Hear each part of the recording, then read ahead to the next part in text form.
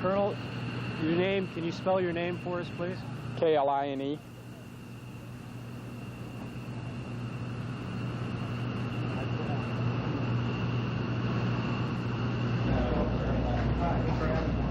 First of all, tell us what happened last night. Well, we got the execute order late yesterday afternoon, and we went through our mission planning and tried to get what sleep we could, and then got up early this morning, went and executed our mission. And can you tell us something about what you did? Did you fly into Iraq? Did you escort a strike force? What did you do last night? We flew into Iraq, and we did escort. We escorted a multinational force, and had the ability to go in there. I can't get into numbers of different type of aircraft or what targets were or anything like that. But we went in with a group of guys, and we got everybody out, and that was the most important thing to us. So our entire package got in and out, and we felt pretty happy about that. Now, did you encounter any resistance? We encountered a few airplanes coming up, nothing that really came close enough to us to deliver ordnance or anything. They were mainly coming up and going north. So they didn't come through to the south for us. Colonel, what? Verifying this morning, that's some brand new Department of Defense tape that has just been released of a pilot that was involved in the attack in Iraq.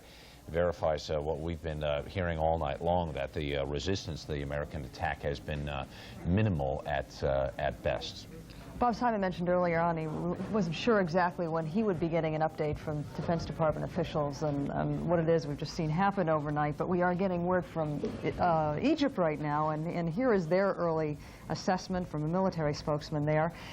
They are also suggesting that the backbone of the Iraqi Air Force and anti-aircraft missile systems have been broken. The Egyptian spokesman estimated that a land attack against Iraqi troops in Kuwait would certainly be necessary, but that such an attack may not be launched for at least another week. That report, of course, coming from Egypt once again. Right now, we're going to turn our attention to Steve Croft in another corner of the newsroom, along with David Aaron, who is a former Deputy National Security Advisor, to get their assessment of what we know is going on right now. Paula, we've got a couple of news items here. First, I've just been handed a card saying that the BBC is reporting that the Ministry of Defense and post offices were hit by the bombing today. There's another report, a Reuters report, saying that Baghdad Radio began broadcasting shortly after the air raids began for all those born in 1954, 55, and 56 to report to recruitment offices for essentially a call up to military duty. Now, these would be older men. They would be 35, 36, 37. Any significance? What do you make of that, David? Well, I think that they're deeply concerned that they've really got a battle in their hands, and their only hope, I think, now lies primarily in trying to inflict casualty on us in a ground combat situation. You saw a moment ago an American pilot saying that he had actually seen some Iraqi airplanes flying north, that they didn't really attack, there was no contact, but they saw them in the air. Any possible explanation for that? Well, this is the first report that we've had that we saw them at all. And I think that the significance of it is that it suggests that there are Iraqi air forces that have survived this attack. And so I think a very high priority for the second wave of attacks will be the Air Force going after the surviving Iraqi Air Forces. Do you think that they were going to remote locations to try and get away from the airstrike? Yes, it sounds like they were trying to disperse. It's possible, we don't know where the encounter took place. It may be that they were falling back to try to intercept some aircraft around Baghdad from a place further south. But certainly they didn't seem to want to fight. And I think that Iraq is probably trying to husband its aircraft to fight during the daylight hours, or possibly to mount some kind of a counterstrike. It would appear from the information that we have in that we're well on our way to establishing air superiority. How long would that process take, and what would be the next logical step? Well, I think the key is when we start seeing the B-52s. That will suggest that we really have established air superiority, because they are vulnerable both to from ground to air missiles and to hostile fighter aircraft. So when we see the B-52s, we'll have a sense that we have air superiority. It also means the beginning of the phase of softening up the ground forces for a ground attack by the Allied forces. Those B-52s, how will they come into play? How would they be used, and what's the purpose? Well, I think the principal purpose will be to try to dig out the fortified Iraqi positions here in Kuwait. We have reports that they are deeply embedded, that they've built revetments, deep bunkers, and all the rest, and the best way to dig those out will be with the B-52s. I think most people who have any familiarity at all with the Vietnam War certainly know the devastation that B-52 attacks can cause. How long might it take, and how much B-52 bombing would there be before you might begin a ground assault? Well, I can't say that, but I can say that I think that the report that it might be a week or more that's coming out of Egypt for a ground assault may not really be on the mark. My sense of it is that this attack has been successful. The president is anxious to go. There is an important psychological momentum here because, after all, what we're trying to do is break the Iraqi will to fight, not just inflict damage. And he may want to follow up this psychological and political victory with a reasonably rapid assault to see if he can't crack the ground defenses as well. As a former Deputy National Security Advisor, do you see any hope at all for diplomacy? Do you think that there's a chance that somebody might put up a white flag for a while? Well, I think the next political step will be a lot of pressure on the president to have some kind of a pause in the bombing or in the military operations to see if Saddam Hussein won't respond in some way. We've already seen the British Prime Minister rule that out, but I think you're going to hear a lot of talk about that in the next few days. Thank you very much, David. Now back to Paul and Harry. Steve, thank you very much. We'll get back over to that part of the newsroom in a couple of minutes. Right now, CBS News, of course, is providing continuous coverage of the Persian Gulf War, and here are the latest headlines. A second wave of U.S.-led air attacks is underway in Kuwait and Iraq, where it is now daytime. Still, no official word on any U.S. casualties. World leaders are expressing support for the war, but Saddam Hussein is promising to fight on. But the limited amount of information available, it appears the war is going very well for U.S.-led forces. There are unconfirmed reports that Iraq's entire air force may have been crippled in the very first wave of bombings last night. British Tornado jets took part in that first massive air assault, and London says all returned safely to base. British Prime Minister John Majors spoke a short time ago. No one wanted this conflict. No one can be pleased about the fact that this conflict has been necessary, and I regret that as much as anyone.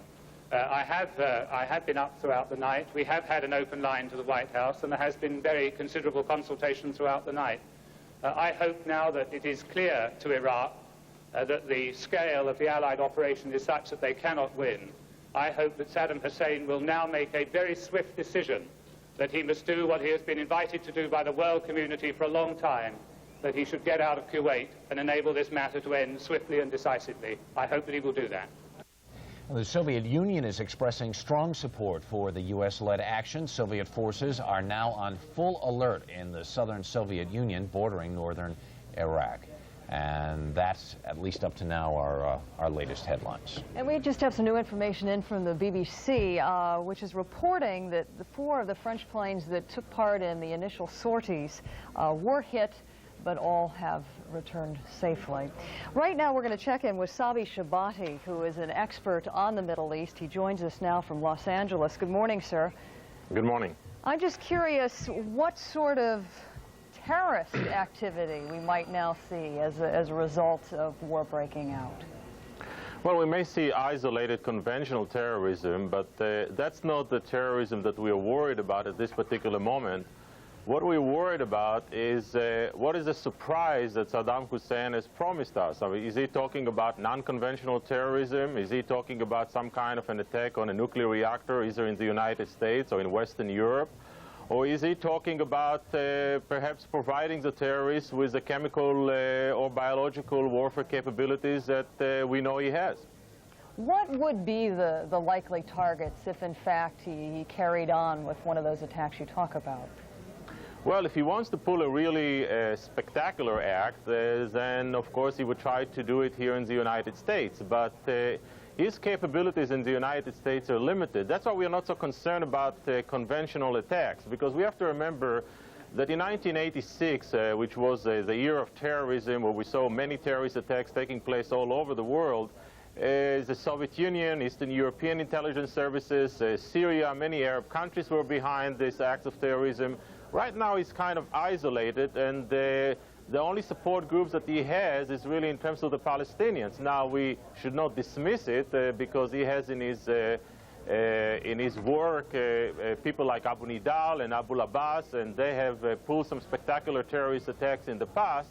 But he's quite limited, and the intelligence services and the counter-terrorist forces of most of the world are directed against him. So if he wants to have any kind of an impact on the world community, he would have to resort to a spectacular act, and then we may enter the age of non-conventional terrorism. And that's what we're directing most of our efforts against, an act of non-conventional terrorism. And how are we directing those efforts that you talk about?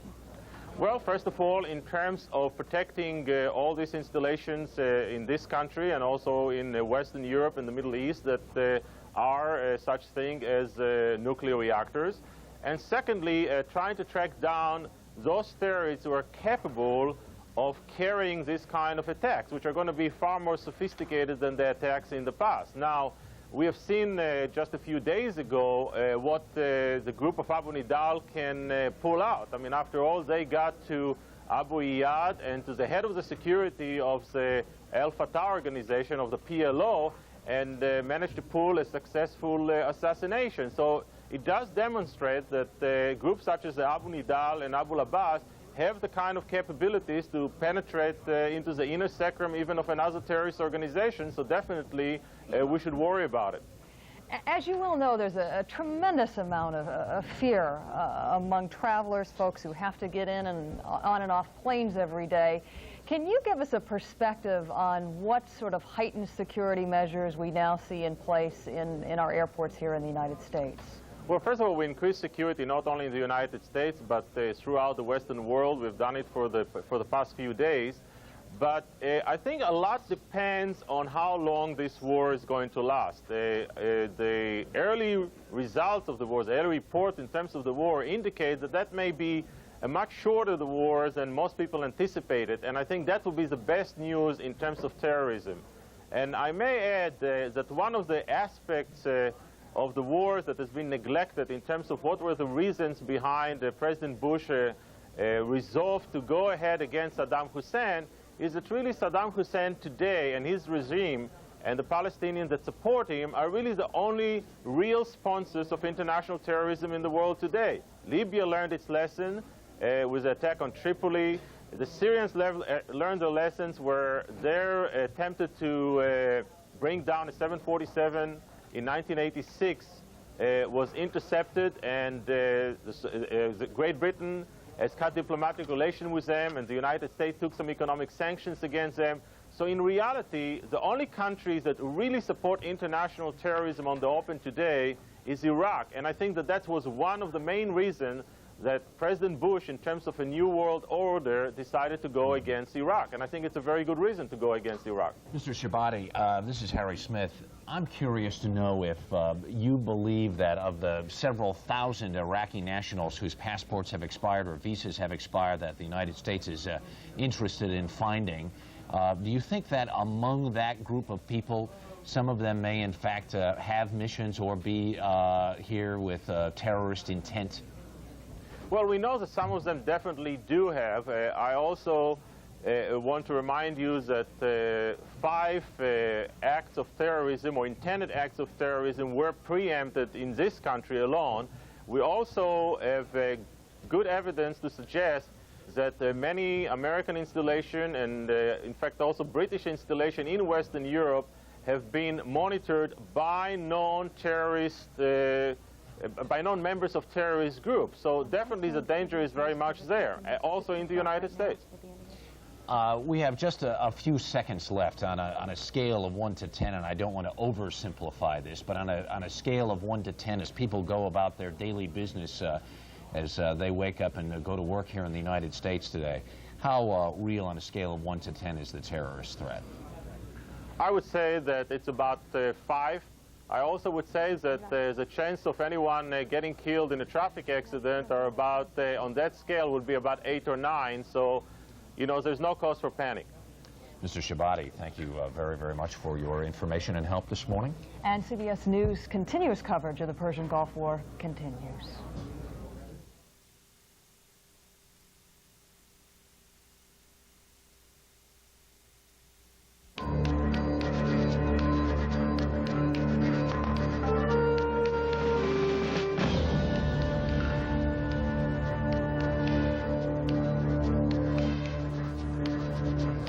I'm Harry Smith, along with Paul Azan, our other colleagues here with us on the desk this morning, Charles Osgood and Steve Croft, and we'll be getting back to them in just a couple of minutes.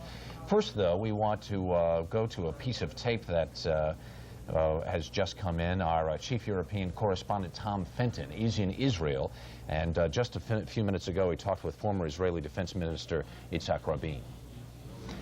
From your point of view, how is this going now?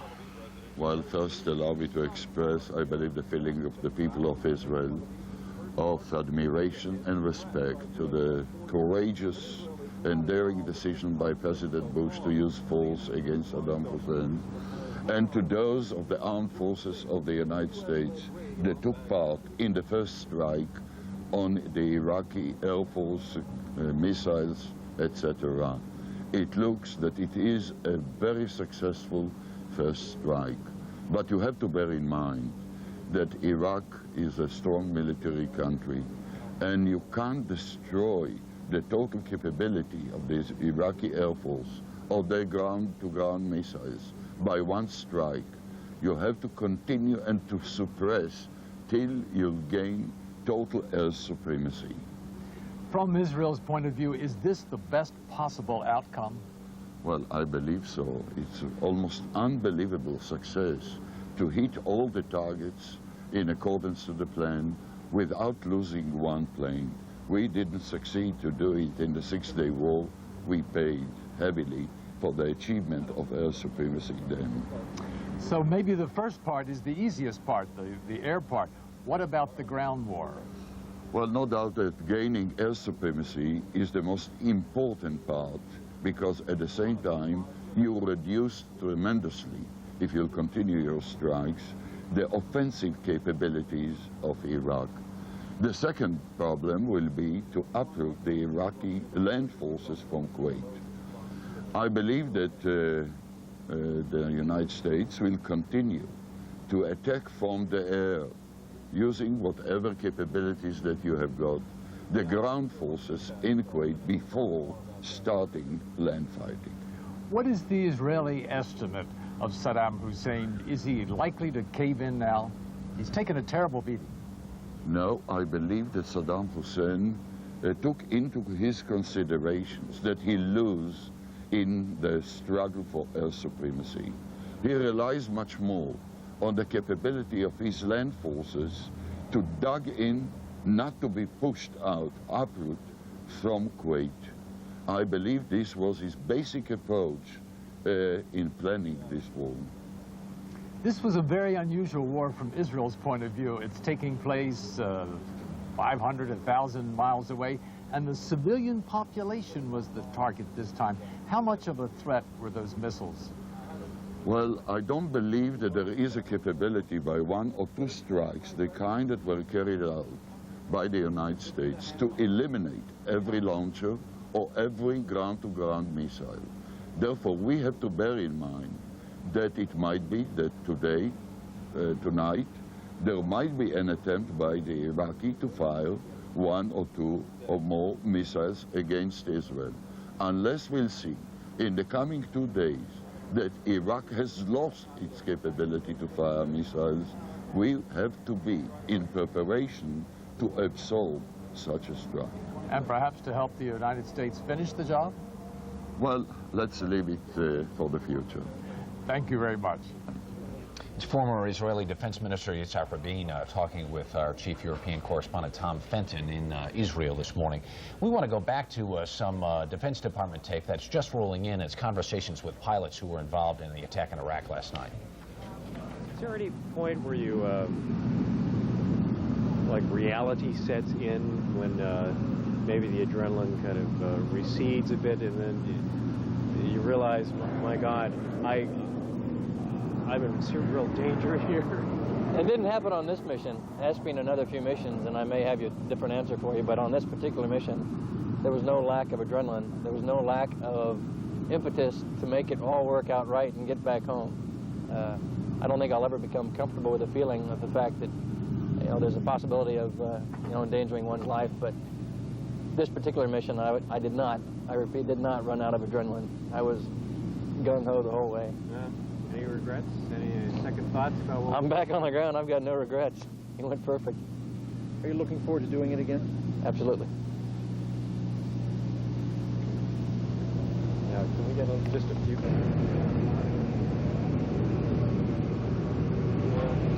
These are pool pictures that are coming in from the Department of Defense. These are unedited pictures that are coming in, and conversations with some pilots and personnel who were involved in the air attack on Iraq last night. I guess I'm trying to step into their minds and understand what it is they've just been through. We had General Dugan describing last night what it's actually like to sit in the cockpit alone and this loneliness. Kind of times, like paralyzed is a bad choice of words, but can really come over you. Well, you think about it, we're also familiar with that sort of rock and roll, almost sort of fantasy life of the fighter pilot that you know, we get through movies like Top Gun and whatnot. This is real life. This is an adrenaline flow that cannot be equaled or compared to anything that I'm sure we see in civilian life.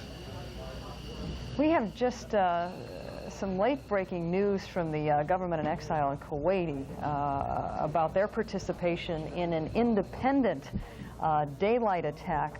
They are reporting that 12 of their planes destroyed Iraqi targets, reporting that this took part in very early morning raids in conjunction with the United States and the British sorties.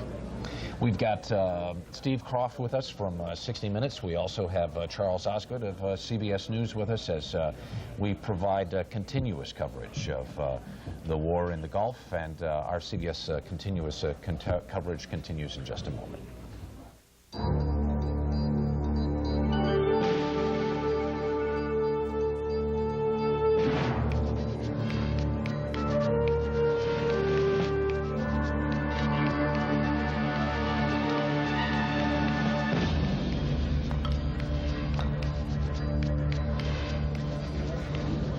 It is 4 o'clock Eastern Time, and I'm Harry Smith along with Paula Zahn. For those of you who may be lingering through the night and maybe trying to get some sleep and find out what the latest news is, we've got the headlines to start this hour. Here are the latest headlines in our continuous coverage of the Persian Gulf War. Air raids continue virtually around the clock against Iraq and occupied Kuwait. 4 French planes are reported to have been hit over Iraq, but they have come back safely. Iraq command posts are said to have been knocked out inside Kuwait, and returning U.S. pilots say they hit their targets in Iraq. While most of our attention this morning has been focused on the bombing raids inside Iraq, there's a new report reaching us from Paris. The Kuwaiti ambassador to France says all major Iraqi command posts have been destroyed in Kuwait, but the capital, Kuwait City, has escaped serious damage thus far. American pilots and other members of the 28-nation coalition struck early and hard against targets in Iraq. One returning pilot told reporters that the first part of the mission had been accomplished. Every airplane carried 2. All 24 of them were fired, to my knowledge. I believe they were all fired, and all well targeted and got where they were supposed to go. He also described the scene in Iraq as fireworks, saying things, quote unquote, lit up like a Christmas tree. Despite reports that the Iraqis have offered little resistance to the airstrikes, the BBC says 4 French planes were hit, but all returned safely to base. And there remains no word as yet of casualties on either side. American allies have been commenting through the night on the combat in the Gulf, among them British Prime Minister John Major. We will prosecute this war until it comes to a successful conclusion. There is no doubt at all what the world community wants. It wants Saddam Hussein to leave Kuwait and Kuwait to return to its rightful government. When that matter is concluded, the war will end. But there should be no doubt about our determination to prosecute it to that end. International will is very strong. International law is quite clear, and it has been made absolutely clear by the Allies over recent weeks that that is our determination and our intention. Here at home, anti-war demonstrations are growing in intensity. About 1,000 protesters gathered near the White House overnight, demanding an end to the conflict. That's the headlines up to now. The war, of course, now some 9 hours old. I know you described earlier on what went on in your household last night. We have talked about this for 5.5 months now.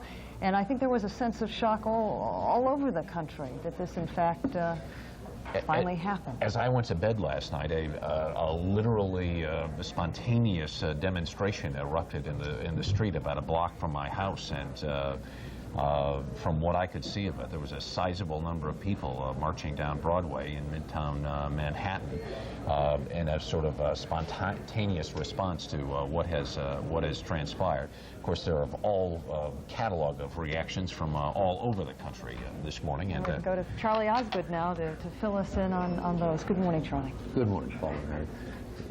Similar kind of experience at my house last night.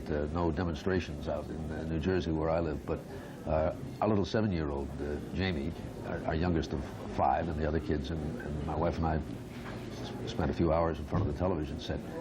And I could see that for the 7-year-old, what was happening must have seemed very strange. You know, we're watching all these talking heads on television with fairly serious, grim expressions on their faces. And he said, "Is it a war?" And we said, "Yes, it is, Jimmy, it is a war." And he said, "Who's winning?" For a 7-year-old, you know, a war is something that happens in a movie and a comic book, or a comic book, and it happens, and then 5 minutes later you can say who won. Not quite the way it works in reality. But there is, I think, a sense across the country this morning of gratitude that no casualties have been reported. But I think we should point out that we don't know everything as yet in the early stages of combat. And by the way, you know, a 9-hour war, old war is not a very old war. We still are collecting data, and it's going to be a while before we really know what the casualties are. Not just our own casualties, but casualties among the Iraqis. And while it's a hopeful sign, I think that often in the initial stages of any kind of combat anywhere, things are likely to go wrong. Any military expert you ever talk to says that no matter how best laid the plans are, that there are unaccounted for things that arise, either breakdowns, human failure, weapons on the other side that were unanticipated. And to be perfectly honest about it, we just have not heard from our own government yet a full rundown on what in fact has transpired. But we do know that the planes all came back, and that in itself is really quite a marvel. And we know that the technology in this particular case seems to have worked. There's always some suspicion with this very expensive technology that's taken such a long time to develop that when the chips are down, maybe it wouldn't work. And technology that in many ways has thus far been untested until the last dozen hours or so. Anyway, I think that we can say so far so good on that front. We have the opportunity now to carry on a conversation with 2 folks who are standing by in Encino, California right now to get their reaction to the fact that the war has started. Tim Drummond and Christine Jerf join us now. Good morning to the 2 of you. Hi. Good morning. Christine, your reaction to the news. I wasn't that surprised. I had kind of figured that since we were already over there. And do you think it's appropriate that we were over there in the first place? Yeah, I do. I think that It's a world thing. It's not just something with the United States. And if anyone can stop him, it's us. And Tim, your reaction? I was totally taken off guard. I figured it would happen, but I was shocked when I heard it on the news. Harry's going to join us in here as well. Where are you all this morning? Are you in a restaurant of some sort? Yes, we're at a local delicatessen here in Studio City, California. And what seems to be the response of the people who are there with you this morning? Do people seem to be backing our action there? I mean, is there a sense of fear? Is there any sense of foreboding? There's a sense of fear. No one likes the idea of a lot of casualties, a lot of deaths, the fact that we are in war. But my impression that I got was that, yes, people are backing it to a point. We've lost that picture out in California. We have other news, though, this morning. And we're going to turn our attention now to Steve Croft, who's standing by in another corner of the newsroom with some late-breaking information. Paula, just a very preliminary, sketchy report. Preliminary reports from the BBC quoting Kuwaiti radio saying that there are some reports of Allied ground troops moving towards Kuwait. And also they're broadcasting some early reports of Iraqi troops surrendering. Both of these things, I emphasize, are very sketchy, and it's unclear whether the reports of troop movements from Saudi Arabia towards Kuwait is just movement towards the border or movement actually across the border. But these are the first reports. There's also, as you mentioned briefly in the headlines a little while ago, there were the first reports of planes, Allied planes being hit. 4 French planes were damaged. 4 out of a squadron of 12 were hit by ground fire. All returned safely. None were down. No reports of casualties. But this would come from probably machine gun anti-aircraft fire coming from directed at planes flying at very low levels over the airfields. Can do an awful lot of damage, and if there are going to be casualties and planes lost, chances are it will now come from this kind of ground fire. Back to Harry. Steve Croft, thanks very much. We are some 9+ hours into the war in Iraq this morning. And we've got our signal back to Studio City, California. We were in mid-conversation with Tim Drummond and Christine Jerf, and we've lost them again, too. Now we have them back again. Bye. You get one more chance. Hello again to you. We were kind of cut off there in mid-conversation. Christine, you were talking about a kind of a collective sense of fear. What do people say there this morning, and what do you think people are afraid of? What was that number again? They're just afraid of a lot of deaths and the fact that friends of ours, people that we know, will be there, and if they make it back or not.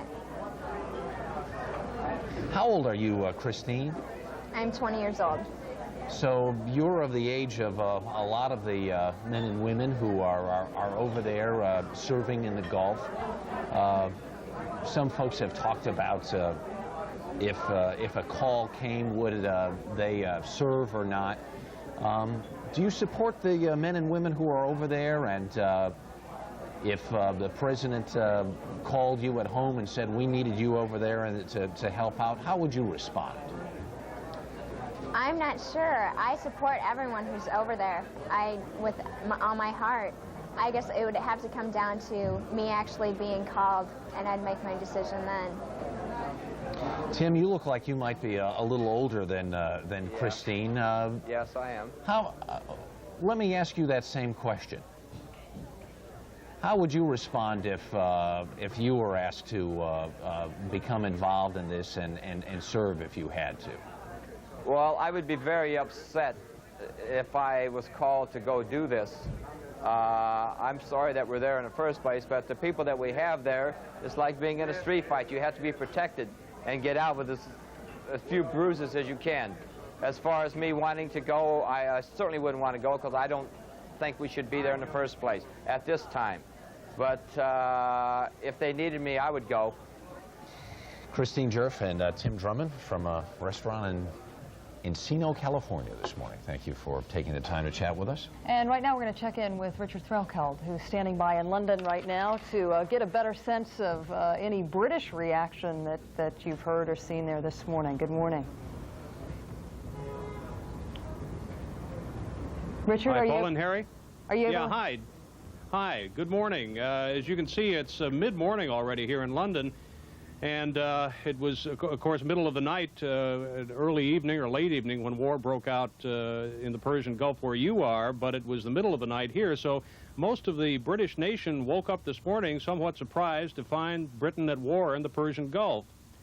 We spent some of the morning talking to some men and women on the street in central London. As you can imagine, they had perhaps the same reaction that many Americans did. They certainly weren't cheered by the news. They rather expected it. They seem resigned, the nation does, to what's going on and the fact that 30,000 British troops are now involved in the war in the Gulf. And they're taking it, at least we discovered, with their typical British stiff upper lip.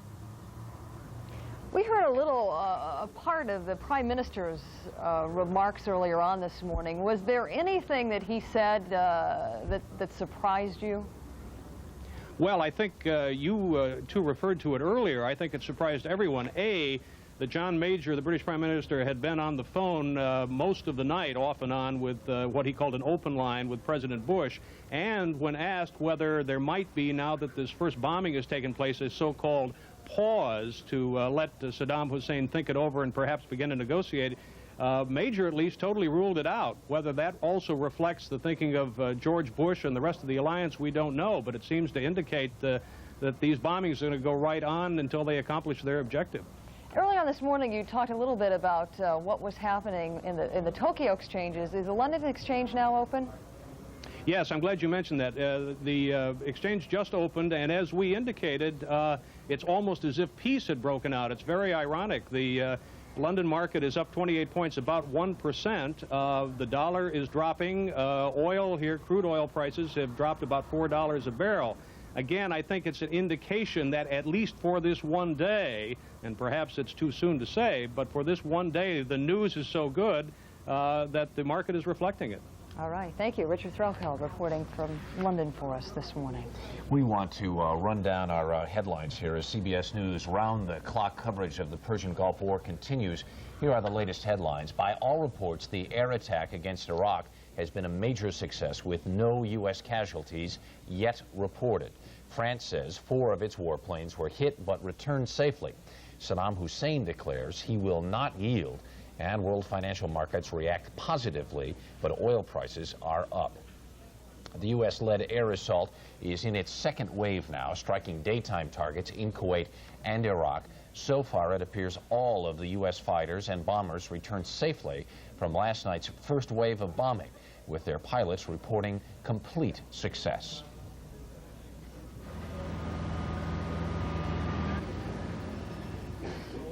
You sit there and you watch this stuff come up, and at some point you become comfortable almost with what you're doing because you're in your cockpit, and then you realize that this isn't the time to become comfortable with what you're doing because you've got stuff being aimed at you. And here at home, protesters for peace gathered by the United Nations with a new chant, "Stop the bombing now." That is the news up to this minute. And right now we're going to check in with Linda Tyra. I know when we checked in with her earlier, she reported it was very quiet in Washington. Let's see if anybody else is up at this hour and if she has any better sense of additional congressional reaction to the actions last night. Good morning, Linda. Good morning, Paula. Well, right now there are staff members who are working throughout the night and who will continue to work when it's daybreak on this Persian Gulf attack. The president himself is in the family quarters. He has been there since about 9:30 last night, shortly after delivering his Oval Office speech.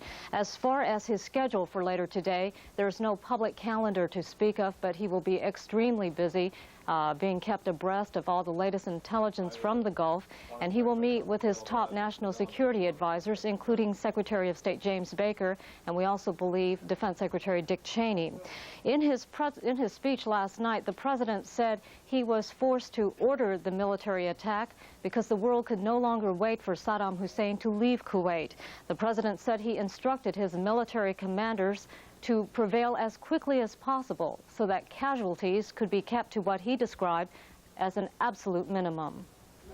I've told the American people before that this will not be another Vietnam. And I repeat this here tonight. Our troops will have the best possible support in the entire world, and they will not be asked to fight with one hand tied behind their back. It's clear the president had been contemplating making this very serious decision since the beginning of the year.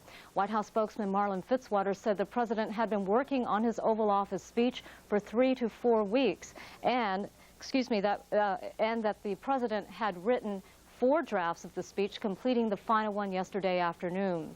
It was on Tuesday, January 15th, that the president actually signed the papers authorizing the military attack, but the actual date of the attack was left open and finally filled in yesterday. Paula? Linda, for the folks out there who didn't have the benefit of staying up late last night, hearing some of the initial congressional reaction, can you fill us in on when most of the senators, congressmen, and congresswomen found out? Well, Paula, the sequence was this. Right after the president before the president had gone on the air, before he had sent Marlin Fitzwater, his press spokesman, into this very room right behind me, in fact, to announce that the attack had begun, the president had notified congressional leaders. He had done this in telephone calls, separate calls to 4 of the leaders, the Speaker of the House included, and the President pro tem of the Senate, as well as the Republican leaders of the House and Senate. They, in turn, notified other members of Congress. This was the official notification as required by that resolution Congress passed this past weekend, which authorized the president to use military force. And Paul, I might add that at a time of a national crisis, at a time when there is military action overseas, Congress typically, and in this case is no different, has closed ranks behind the president. There have been only a few scattered voices, in fact only one that I am aware of, Ron Dellums of California, a Democrat, who said that he opposes the military action, but everyone else who spoke this evening was supportive of the president's action and said that their prayers, obviously, are with the American troops. All right, thank you. Linda Tyra reporting from the White House this morning. We want to check in with Tel Aviv right now with Matzia Baram, who is a professor at Israel's Haifa University and Israel's leading expert on Iraq. Good day to you, sir. Can you hear me all right? Professor Baram? We're going to see if we can get that in just a second. We had reports a little earlier today out of Kuwaiti radio about some ground activity. We are now getting a report from Reuters that says a U.S. military spokesman said Thursday he had no knowledge of any ground fighting in the war with Iraq. The spokesman, replying to questions about reports that fighting had broken out between the United States allied and led forces and Iraqi forces occupying Kuwait, said, "We have no knowledge of what you are describing." Pentagon officials said earlier that no ground troops were yet involved in the war. We want to see if we can't check in again with Tel Aviv, with Matzia Baram, who's a professor at Israel's Haifa University. Can you hear me now? Yes, I can hear you loud and clear. Very good. Professor, what do you read into what we heard earlier on Iraqi radio? Saddam Hussein gave a message to President Bush that Iraq will never yield, and he also called on President Bush to withdraw U.S. forces from the Gulf. Is there anything you can tell us that you can read into the official Iraqi response, into Saddam Hussein's response this morning? Yes, I think so. I think you should read into it precisely what Saddam is saying. It will be a mistake to expect Saddam to either withdraw unilaterally from Kuwait or to surrender or to ask for negotiations. I think Saddam made it very clear that he was going to stand and fight. He was not going to withdraw. Now, I believe that he is somewhat disappointed with the performance of his air force and missile force. That may be the case. But he has prepared his people weeks ahead of time that something like that or along the same lines may happen, especially the severing of communications. He gave his missile and Air Force orders to start pounding at Israel and at the American army if communications with Baghdad are cut off. So he did expect that. He also gave a special talk a few days ago in the assembly, in the Iraqi parliament, telling the people and the parliament and the nation that there may be a possibility that the Americans would be able to cut off communications, and they even will be able to imitate his voice and his picture, to recreate it from numerous pictures, and that they, in such an eventuality, would show the Iraqi people his picture saying, in TV, saying to the Iraqi army to withdraw from Kuwait. And he said, if you hear something like that, just don't believe it, which means that Saddam was preparing the people for it. I think it's as simple as that. Saddam believes that if he withdraws, yeah, if he withdraws, he'll be dead. Professor, hang on just a second. We need to take a break here and let everyone know that our continuous coverage of the war in the Gulf will continue in just a moment.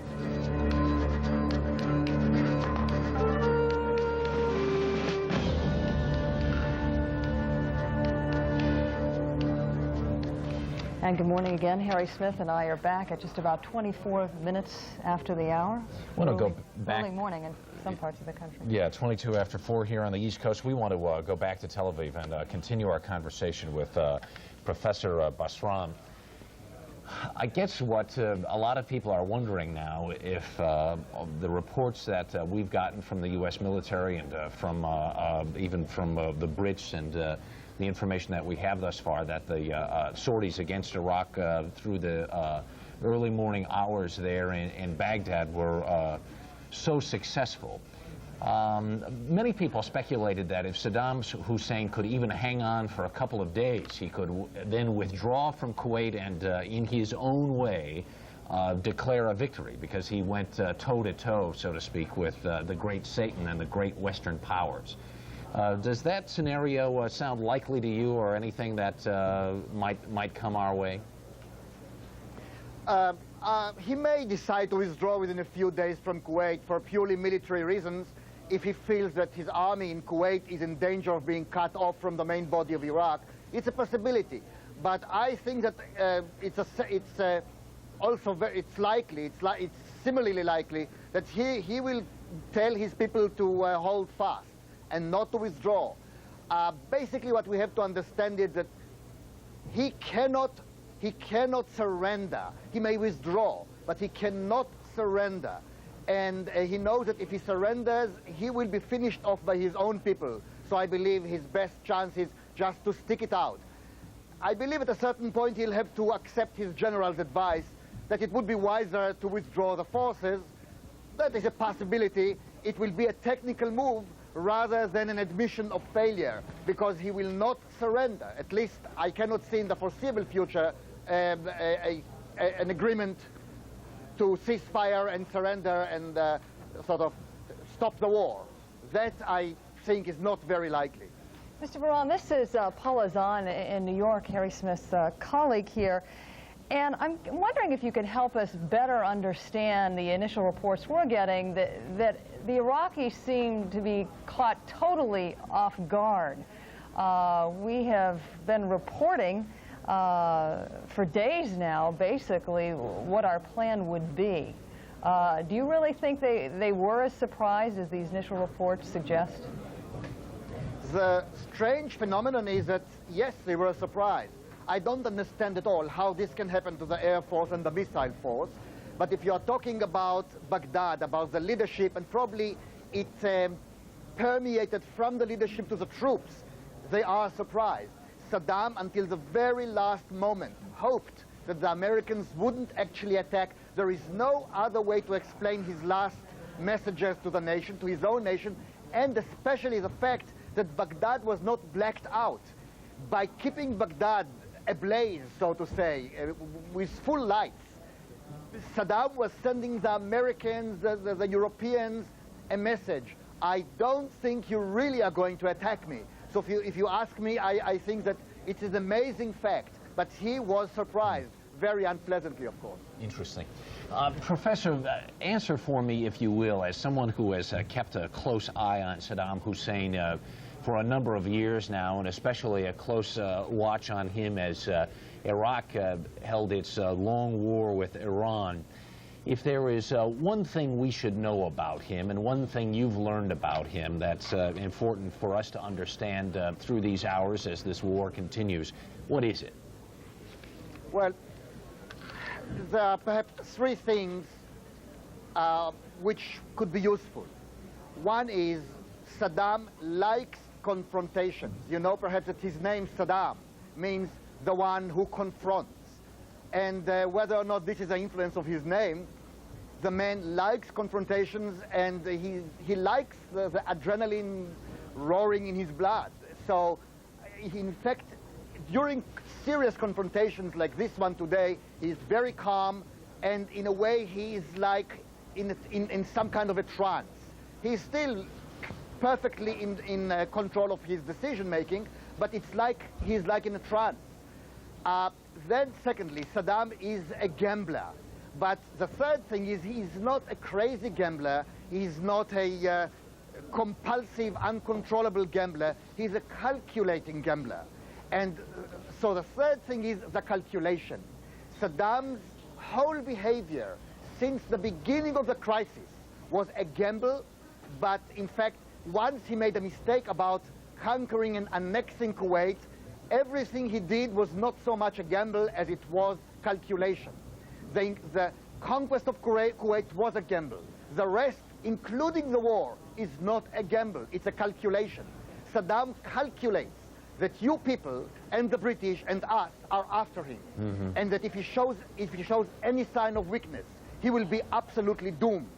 So he feels that his only way of having a chance, any chance at all, of surviving, he's not sure, but he thinks there is a chance, is to escape forward. He has done it a number of times before.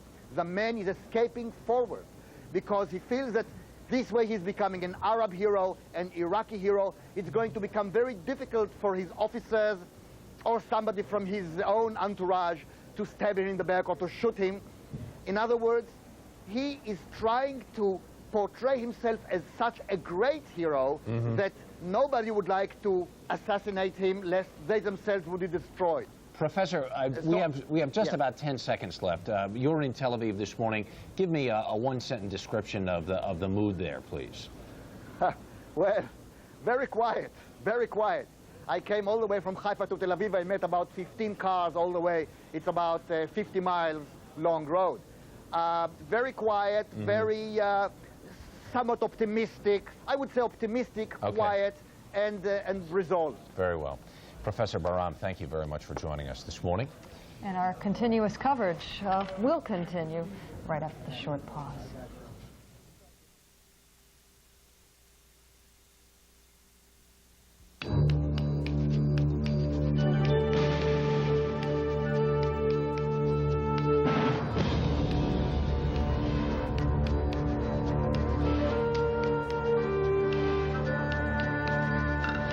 I'm Paula Zahn. Harry Smith and I are back now at 30 minutes after the hour. I'm going to fill you in now on the latest headlines in our continuing coverage this morning. Massive Allied air attacks continue against Iraq and occupied Kuwait. There is an unconfirmed report that ground troops in Saudi Arabia are moving towards the Kuwaiti border. Saddam Hussein refuses to soften his hardline stance. 4 French jets are hit by ground fire during the raids, but we are told all returned safely. The BBC is quoting Kuwait radio this morning as saying that Allied ground troops are moving towards Kuwait to liberate that country, but an American military spokesman in Saudi Arabia says he has no knowledge of any ground fighting yet. Various reports say the massive air raids have broken the back of Iraqi air defenses. Those attacks continue this morning. But Saddam Hussein remains defiant. He is demanding that American forces get out of the Gulf, and he's vowed to overthrow what he calls the dogs who govern Saudi Arabia. The air attacks began last night in darkness and resumed in the light of day. American pilots flying F-4 Weasels and F-15s returned to their bases after their sorties and talked about the earlier raid. We launched out, and we were all pumped right from the beginning.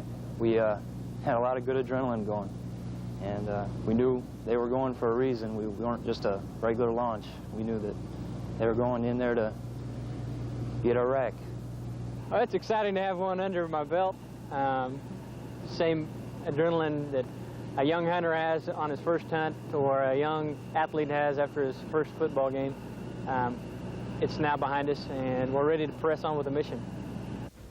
The French Defense Ministry says 4 of its Jaguar fighter jets, that's 4 out of 12, were hit on raids against targets in Kuwait, but all returned safely to the base.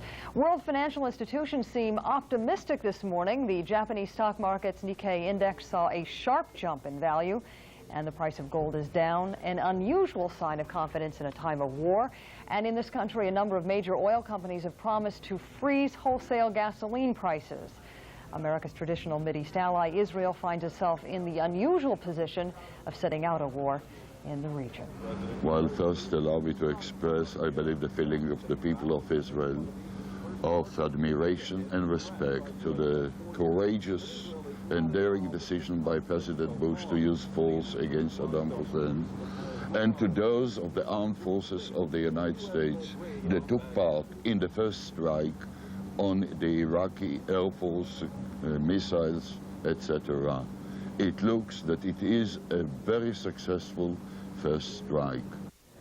While American pilots fly their sorties and other troops wait what might be their turn for combat, families and loved ones here at home continue to wait and hope, and we certainly will not lose sight of them this morning. We'll be catching up with several families throughout the morning to get a sense of how they're reacting to this. How they're coping through all of this, and we should reiterate that we have no information thus far from the Department of Defense, from the Pentagon, on any report of injuries to U.S. servicemen or women over the Persian Gulf thus far this morning. We want to go to Amman, Jordan right now, where CBS News correspondent Doug Donnell is standing by. And Doug, I understand you have been monitoring Iraqi radio, which comes in there pretty loud and clear. Good morning, Doug. Good morning, Harry. That's correct. Listening to Iraqi radio here, the Iraqis are presenting a slightly different account of themselves and of the battle than that which we've heard from the U.S. and the Allied military commands. No surprise. And again, I would preface all of this by saying this is coming from Radio Baghdad, official Iraqi government information, and I think we have to accept that at face value. But a communique just released by the Iraqi military claims that Iraqi anti-aircraft units have shot down 14 U.S. or Allied planes so far, and it says that the Iraqi command has called on the Iraqi army to begin taking prisoners of war. An earlier communique said that the, quote, heroes of the Iraqi Air Force, unquote, had compromised the accuracy of the attacking U.S. jets. And one result, it claimed, was that the U.S. jets had bombed civilian neighborhoods in and around Baghdad. Here in Amman, the U.S. Embassy has advised Americans to stay off the street, to stay indoors in their offices or very close to home, not to go out unless absolutely necessary. This is a tense capital today, and it's expected there could be some reaction to the news that war has started in the Gulf. We heard one assessment of the potential risk for Americans in the Middle East from Dr. Sari Nasser. He's a Palestinian sociologist from the University of Jordan. I think that to start the war is an easy matter, but to stop it, it is one of the most difficult things in this part of the world to do. I think that the Arab world will explode because you see of the hate and anger, the bitterness that people feel toward the United States in particular. To sum up, in Amman, the airport here is closed, airspace virtually closed to all commercial air traffic, everyone on full alert, the Jordanian military and government, but so far, it's quiet in Jordan. Harry? Doug, I just want to reiterate that what you were talking about just a couple of seconds ago is news that you have monitored off of Iraqi radio, and we know that the source of that could very well, and at least from the information we have on this side, is likely to be propaganda. Is that the way you look at it, or is that the way you're listening to it? We absolutely have to expect that the Iraqis, especially in this condition, are going to be using their radio for propaganda purposes. Absolutely have to expect that. I'm sure it's true. But again, we feel it's necessary to report what Radio Baghdad and the Iraqi government claim to be the case.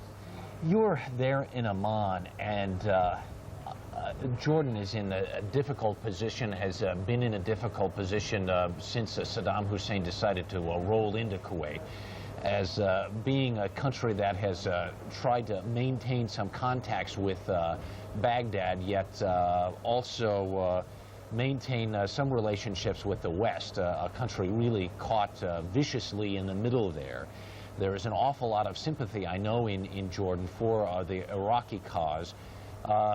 It's daylight there. Is there widespread news in Jordan of what transpired last night? Not widespread, Harry. From the beginning, the Jordanian government radio and TV have kind of soft-pedaled their coverage. They have not hit it hard, if you will, just going with regular news bulletins on the hour. They did tell the people, of course, war had begun, but for the most part, people are tuned into foreign broadcasts. The government here has a tremendous job on its hands to keep the lid on. There is so much support for Saddam Hussein. There is so much support for Iraq, especially among the Palestinians here, which are the dominant population group in Jordan. It's expected there could well be trouble, but so far, again, in Jordan, it's quiet. Doug Tennell, reporting from Amman this morning. Thank you very, very much, and we'll get back to you a little bit later on this morning. In a couple of seconds, we're going to try and go back to our Department of Defense feed and get some pictures raw as they feed them to us. Actually, they're coming in right now. Let's go ahead and take a look. It just isn't worth it. I'm not sure if we know exactly what we're looking at here. Is that you will have trouble with close relationships with people you love. I'm not talking about making it. I'm talking about having close personal relationships. Being really close to your wife, children, or mates is difficult. It's okay. You need to let them know that you need an adjustment period. Please don't drink and get in motor vehicles. We wipe out more Marines who've gone through combat, who have every reason to live, within the first month or so of getting home. They get drunk and crash and burn. Believe it or not, you've forgotten how to drive, and you all know you've forgotten how to drink. There's some kind of debriefing with some infantry troops that was being fed down on tape from the Department of Defense this morning in the Pentagon. And, those apparently taken sometime yesterday afternoon. Right now we're going to check in with Steve Croft and David Aaron, a former Deputy National Security Advisor, for an update. Steve, before I let you get started, I just wondered if we could get a very quick reaction from David on the report that Doug Tennell just announced coming from Iraqi radio, and the one that Harry mentioned as well, that says that 14 Allied planes were shot down. What can you tell us about that? Well, I think that the possibility that this is merely propaganda has to be uppermost. This is a political struggle as well as a military struggle, and I think it's very important for the Iraqis to try to convince themselves, if nobody else, that they've acquitted themselves well. On the other hand, we've also had this report of 4 French aircraft being hit out of a dozen. That's a pretty high number, or a pretty high proportion anyway. And so it may well be that we do have to steel ourselves for some important casualties on our part. All right, Steve, we'll let you carry on now. I was just going to add a little bit more information that's just come in involving those French planes.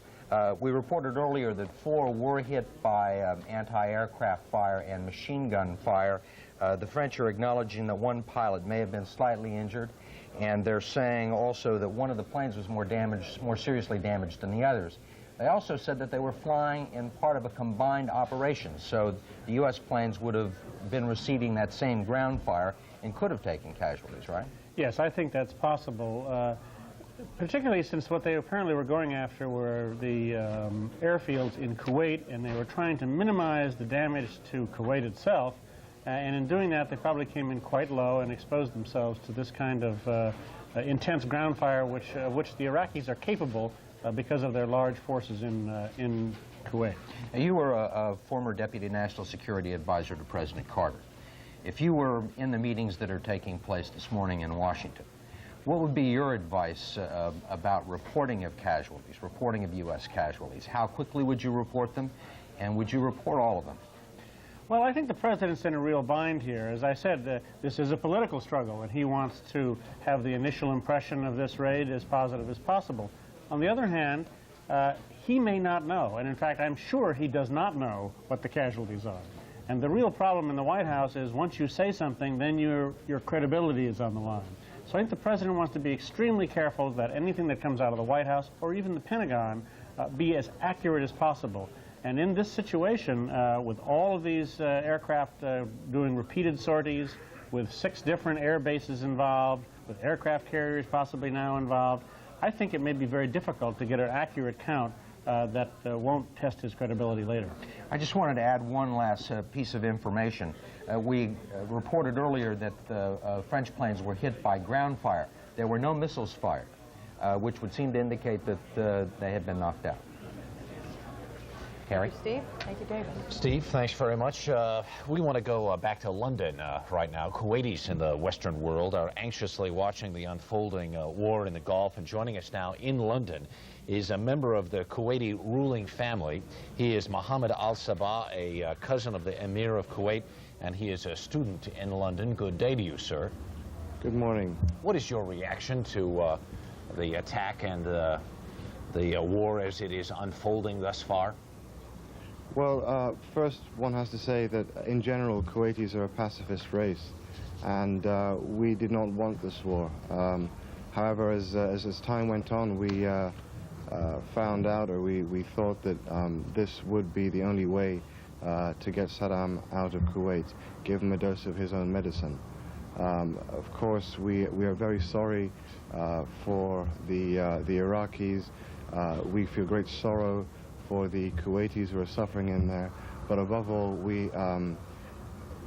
there is no words to express our gratitude to the citizens of the free world who have stood behind us, behind our cause for the last 5.5 months, and we hope that they will not have to pay dearly in this war. Have you been monitoring closely the news, and from what you have heard thus far, it seems like the Allied sorties into Iraq have been successful. Have you had a chance to keep close tabs on this? I've been following the news since the first shots were fired. I must admit I do have reservations. On CNN a while ago there was talk about the planes leaving, Iraqi planes coming up and going north. What are they doing? Why are they doing that for? Why aren't they engaging with the Allied troops? Let me tell you, Saddam Hussein is a very cynical, very cold, very tactical man. There must be an ace up his sleeve. I don't think that. I mean, I hope that the success of the Allied troops is genuine, but I really doubt it. I think the news is too good. Some people would suggest that an engagement with Saddam Hussein would not be as quick as some people hope. I guess I'm hearing from you that his resolve, especially as you've seen him roll into your own country, may be stronger and more steadfast than we're hoping, at least in these initial hours, and from the success we're hearing. Well, let me tell you, when he first walked into Kuwait, on August the 2nd, we had no state of emergency. We were promised by several world Arab leaders that there will be no attack, and that's why he managed to gain the upper hand, or to actually annex Kuwait within 6 hours. But and of course, don't forget, we only had a 20,000 strong army. He has a 1 million strong army, 590,000 of which are deployed against your troops. Of course, his air power isn't as strong, but I mean, can you give me any reason why there hasn't been any retaliation of scale against the Allied troops? I'm sure they're strong enough, you know, but I really can't understand the pacifism or the weaknesses in the Iraqi defense. That's one of the questions that remains to be answered today. Mohammed Al-Sabah, cousin of the Emir of Kuwait, a student in London, joining us this morning. Thank you. And we'll be back with more coverage in just several seconds. Actually, why don't we skip along to the headlines now from the Persian Gulf. U.S.-led forces are carrying out massive air assaults on Iraq and occupied Kuwait. There are no reports of U.S. casualties, but Iraqi radio claims 14 Allied planes were shot down. Once again, we must say again that is Iraqi radio reporting that. Saddam Hussein is vowing to defeat the Allied forces and conquer Saudi Arabia. But so far, Hussein has failed to carry out his promised attack on Israel. France is reporting 4 of its Jaguar warplanes were hit in a raid on a Kuwaiti airfield, but it says all returned safely. Radio Baghdad is reporting 14 Allied aircraft shot down during the attacks, but that report is not, repeat, not confirmed by U.S. or Allied officials. BBC Radio is reporting that the Iraqi Defense Ministry headquarters in Baghdad has been heavily damaged in a surgical bombing strike that left buildings nearby undamaged. Meanwhile, peace protests are continuing across the country, including one at the United Nations, and not far from there on the Brooklyn Bridge earlier this morning. At least 7 protesters were hurt, 2 of them critically, and one of them when they were hit by a car driven by a suspected drunken driver. And those are the headlines to the moment. At least up until this moment anyway, and we will keep repeating that procedure throughout the day today to keep everybody up to date as possible. I want to check in with Charlie Osgood right now to find out what's going on around the rest of the country this morning. Charlie? You know, across the nation, many Americans didn't sleep very well or very much last night. War is an easy word to say, but it is not an easy fact to get used to. Some of us called our families together and shared the experience of watching as the story unfolded. Others got together with friends, and some, like the men you are about to meet, put on their hats and went down to the VFW or American Legion Hall. I pledge allegiance to the flag of the United States of America and to the republic for which it stands. In Toledo, Ohio, there was a scheduled meeting of the veterans of foreign wars. But it was a meeting in which this time the schedule changed. The usual time to get together and remember old wars became mixed up with a war that was only a few hours old. Our troops over there in Saudi Arabia and Iraq, it's so close because in 1942, I was in Polish Army. We belonged to British 8th Army, and I was in Iraq, the same places they are now. That is Ted Nitkovich. I'm a Vietnam veteran. I feel that this country should stop Saddam Hussein where he is. He's a madman. He needs to be stopped right now. That's Ray Zuchowski. Information is that U.S. cruise-style missiles. Not far away, there in Toledo, the normal course of evening events at the American Legion also changed. We got all the best equipment and the best of servicemen, and I think we'll get them quick. And this is the only way to get them for the other nations to go in there. And you hate to see people die. That's the main thing. I hate to see anyone die. The last gentleman was Frank Zorowski. He told us that he was 50 miles from the Japanese city of Nagasaki when the atomic bomb fell on that city in August of 1945. He could see and feel the flash. He says that he hopes that neither he nor anyone else ever has to see such a thing again. Harry, Paula?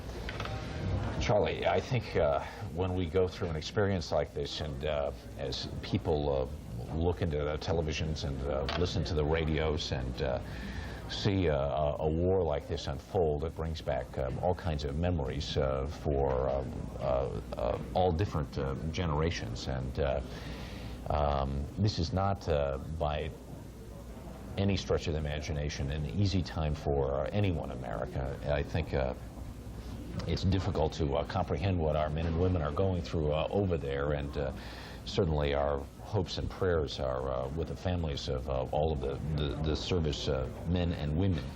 It is certainly a moment at which I think many of us think back to maybe some of the worst times in our lives, and I think for those of us, even those who are most supportive of what's going on over there, it's a terribly difficult time to be trying to cope with the emotions of a moment like this. It brings back such memories for those men in the VFW and the American Legion.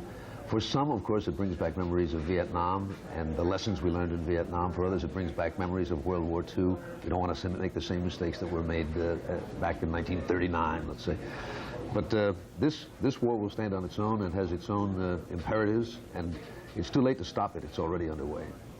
I guess what continues to strike me as we talk with family members of those that are serving right now is the absolute strength that they've exhibited throughout this last 5.5 months. I'm amazed at the reservoir that they tap. One of the things that Colin Powell and the Secretary of Defense talked about a little bit last night was the preparation of the soldiers, the men and women over there from all of the branches of the service. And I think it was Colin Powell who said that these are the best trained fighting men and women maybe ever in the history of the United States. I think what has come clear is, along with that training, the families of these people have been prepared well, and the military does a different kind and better job, I think, these days of getting families ready and helping families cope during these most difficult times with all different kinds of support groups. And it is astounding to me as well, the kind of stamina and just real heart that these families have shown under these really most difficult of circumstances. And CBS News coverage of Desert Storm continues.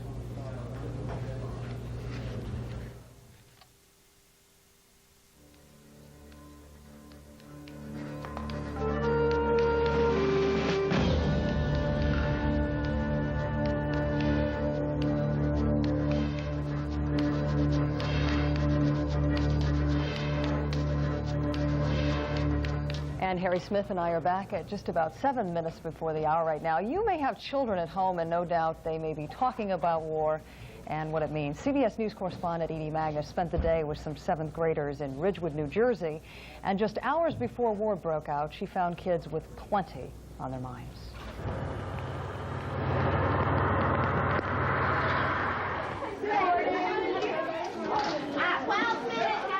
Good morning, this is the BFDN Morning Report for Wednesday, January 16th, 2021. I'm Kristen Collier. And I'm Allie Beersdorf. I'll say thank you, Jen. We all hope for peace and that the troops come home from the Persian Gulf as soon as possible. That's good. 2 minutes! Just take your time. As usual, you're in control. Everything's fine. Quiet on set! Oh, gosh.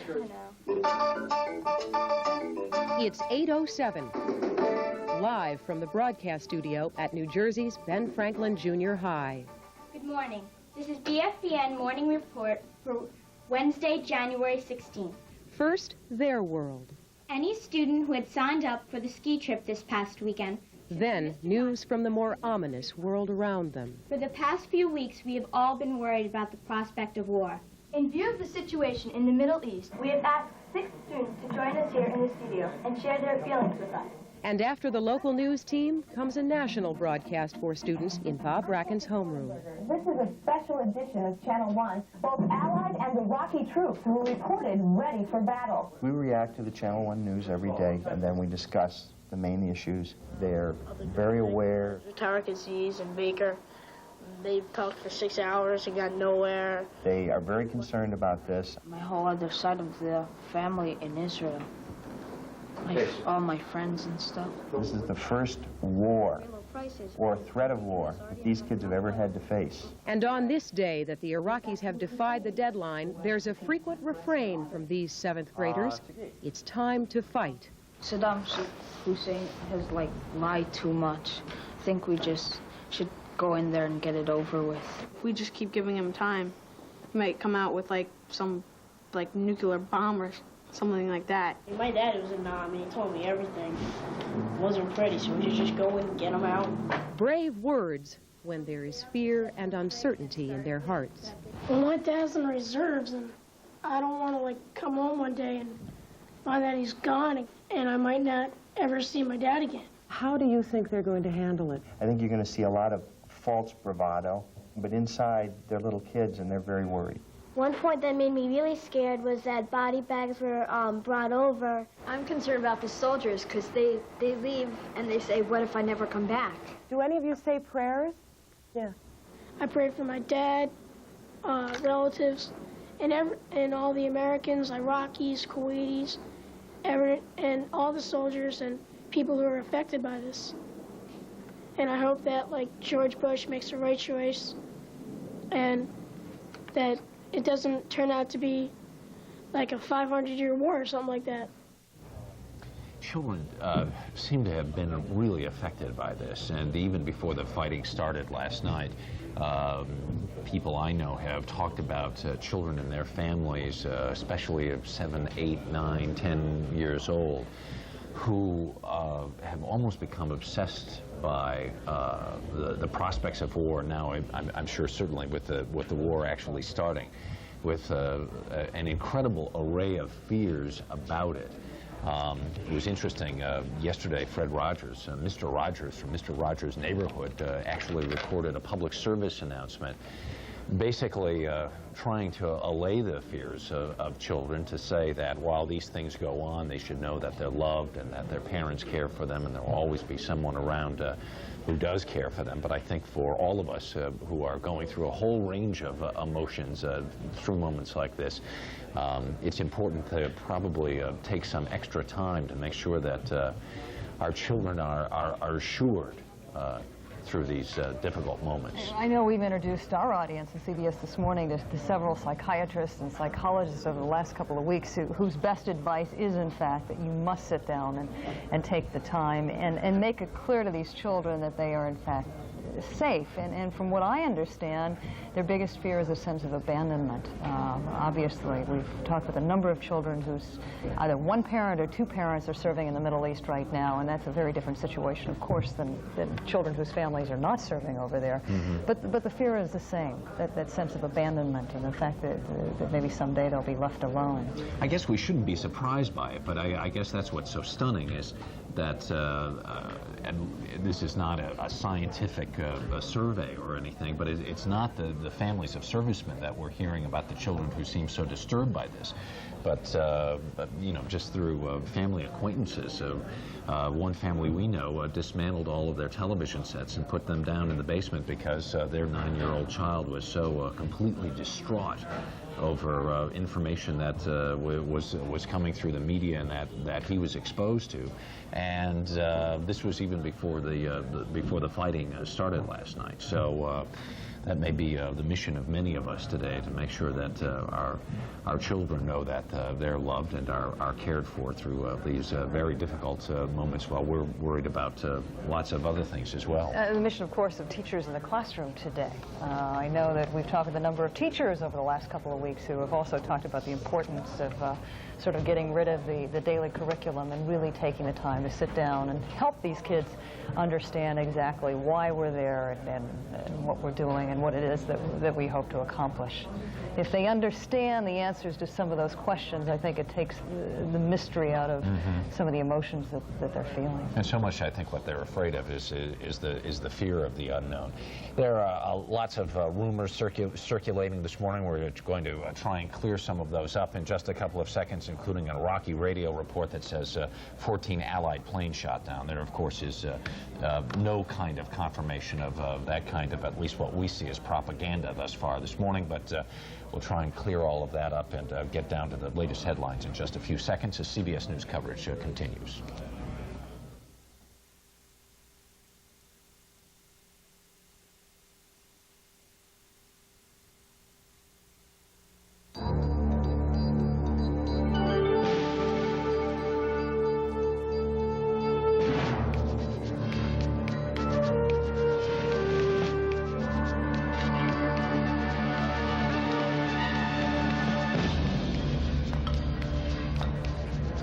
Harry Smith and I are back at 5 o'clock Eastern Standard Time. The war has now been on for about some 10 hours now, and I have some latest headlines for you to bring you up to date on what has happened if you have not been up with us all night long. Iraq's defense ministry is hit during an air raid on Baghdad. Iraqi radio claims 14 Allied planes have been shot down, but there is no confirmation of that report. Saddam Hussein remains defiant, and an anti-war protest ends in 7 injuries in New York. A reporter in Baghdad says he saw the Iraqi Defense Ministry hit in the massive air raids that continue this morning. He also says the raid was very accurate with little damage to any surrounding buildings. The British say all of their planes came back safely from the Allied airstrikes on Iraq and Kuwait. The French say 4 of their Jaguar combat planes were hit, with 1 pilot slightly hurt, but all, we're told, made it back safely to the base. Iraq radio, however, claims its air defense has shot down 14 planes, but there is no confirmation of that from either U.S. or Allied officials. American pilots of F-15 and F-4 jets returned to their bases in Saudi Arabia and talked about their sorties.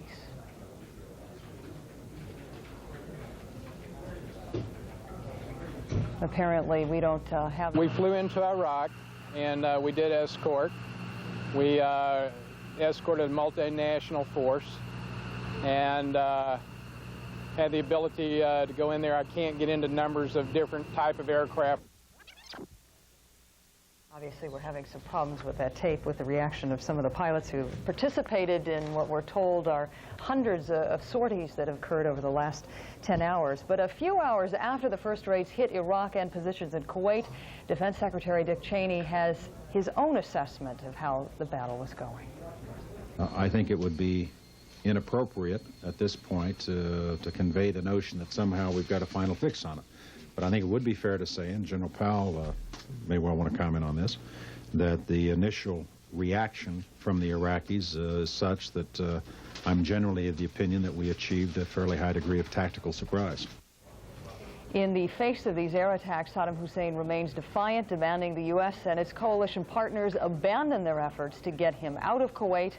And in this country, protesters are also demanding an end to American involvement, with major demonstrations, including one at the UN's New York headquarters, and not far from the United Nations on the Brooklyn Bridge. 7 protesters were reportedly injured early this morning when they were struck by a car, apparently driven by a drunken driver.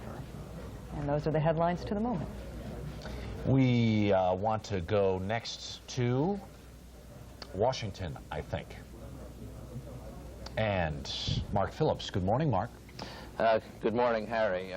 The information that we just saw a little bit of provided by Defense Secretary Dick Cheney is in fact the latest real official comment that we've had from this side of the Atlantic on what continues to go on in the Gulf. We have heard reports through the night about second waves of American and British fighters going into Iraq. The information which Paula just summed up in terms of French hits but no casualties, and other details that have been coming out. But in the absence of any hard information here, there is a lot of speculation going on amongst officials here as to just what the targets were and just what the success was of the first wave of American and British fighters and Saudi and Kuwaiti fighters that went into Iraq, including a comment made at the press conference by Secretary Cheney, which has led a lot of people in this building to conclude, or at least to speculate, that some of the targeting may not have been only of Iraqi air defenses and Iraqi military installations on the ground in Iraq and Kuwait, but also of some of their mobile forces.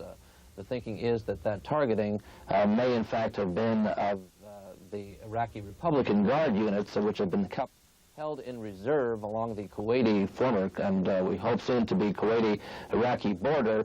Hitting those units would be a very significant step in any future ground war that would be forthcoming. Harry? Thanks very much, Mark Phillips. We're obviously having some audio problems with that line from the Pentagon, and we'll try and get a cleaner one and get back to Mark a little bit later on. And we're going to try to get some reaction now to a BBC report that Iraqi troops are shelling U.S. positions in Saudi Arabia. We're going to go to Steve Croft right now. I know the information is dribbling in bit by bit, but do you have any more information on that at all, Steve? Paula, this is what we know. I'm with David Aaron, former Deputy National Security Advisor in the Carter administration. The reports from the BBC say that U.S. positions are being shelled, and it would seem there's also reports that an oil refinery is being shelled, probably the same one we've been talking about most of the evening, and that the U.S. is responding. That's about all we know.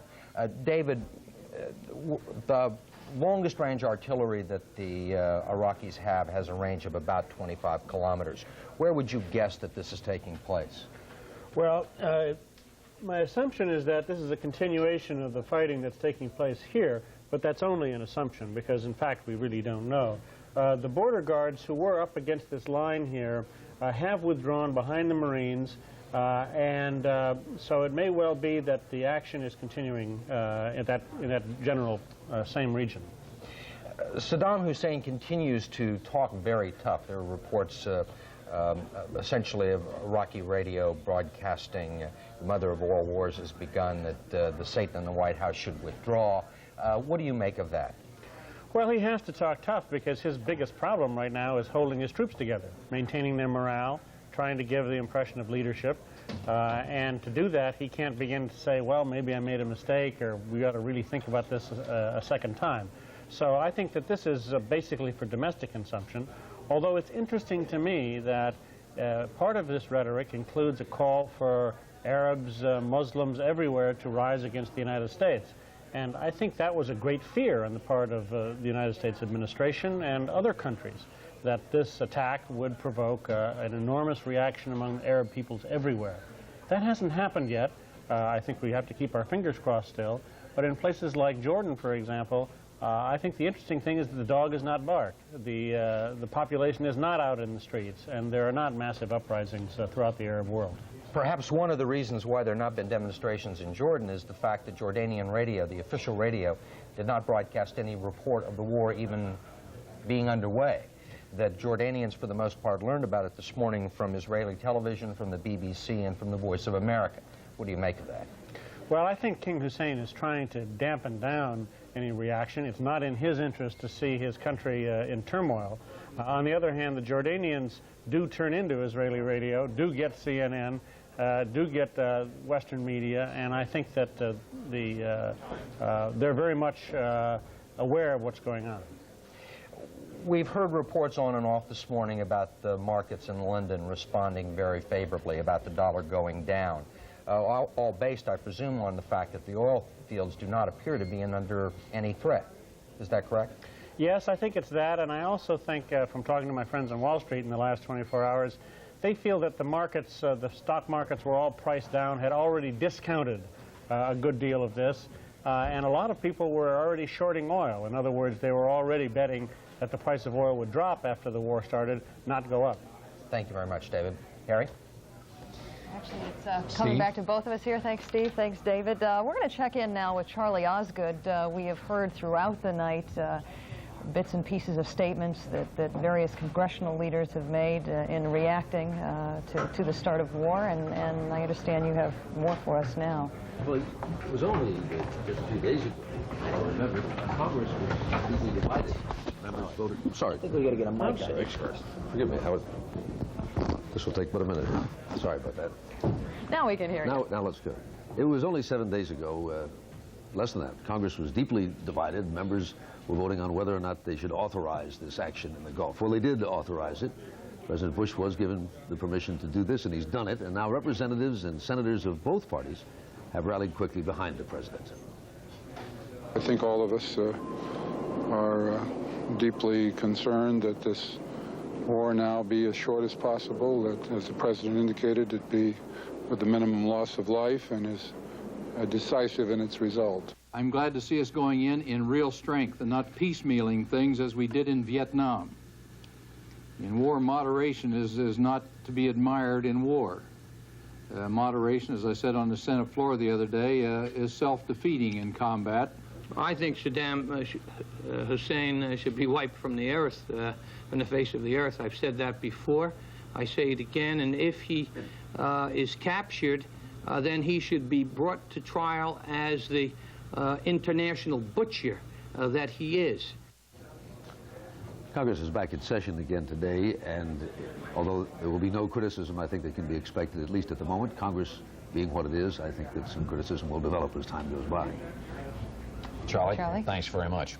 Throughout the early morning hours, starting a couple of hours ago, the Department of Defense has started to supply us some debriefs with some of the pilots who flew missions over Iraq last night and the bombing that started in Baghdad.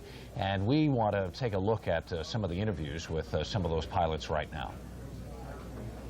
Initially, we watched the ground fire come up, and the first response was, gee, that's neat. And then the second response is, it's aimed at me.